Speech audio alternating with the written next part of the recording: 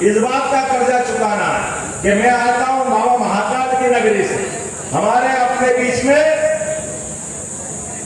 योगीनाथ जी आते हैं अपने उत्तर प्रदेश से, लेकिन आप बताओ योगी आदित्यनाथ जी भी आनंद से है, माननीय मोदी जी का भी बनारस का क्षेत्र है। आप चुनाव कोई लड़ेगा, प्रधानमंत्री की बात करेगा, तो दोनों में अंतर कैसा होना चाहिए?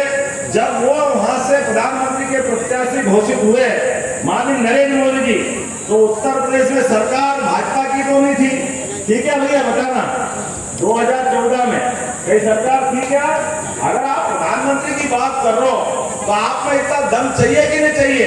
वो बाबा विश्वनाथ का आशीर्वाद लेने आए और बाबा विश्वनाथ ने क्या दिल भर के आशीर्वाद दिया कि पहली बार में एक साथ पूर्ण बहुमत की सरकार 2014 में बना करके उनके हाथ में देश सौंप दिया। और वो देश सौंपने में एक के साथ दूसरा संकेत भी था।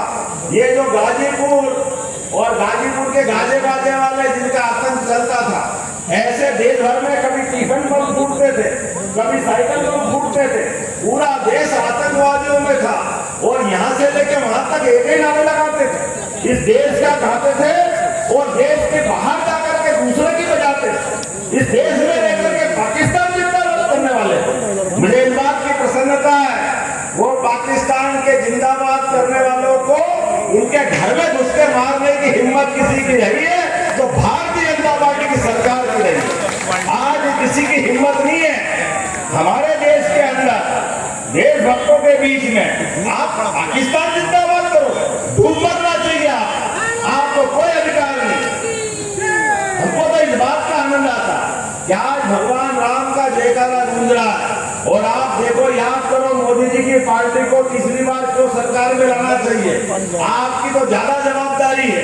हम सब याद करें, भगवान राम अयोध्या में मुस्कुरा रहे हैं, मुस्कुरा रहे कि नहीं मुस्कुरा रहा भैया, बताना। लेकिन मुस्कुराते देख करके बहुत सारे लोगों का पेट खराब हो रहा है, उनकी छाती पे सांप लौट रहा है, उनको पसंद नहीं है भगवान वहां मुस्कुराए। और मैं बाबा महाकाल की नगरी से आता हूँ, आप बाबा विश्वनाथ के पास में हो, ये दोनों धाम में भी आनंद आया कि नहीं आया? बाबा विश्वनाथ का आनंद आया कि नहीं आया? बोले बाबा विश्वनाथ भगवान की। जब उनका आनंद आ गया, महाकाल लोक का आनंद आ गया, और आप कभी याद करना हमारी जवाबदारी तो और बढ़ जाती है।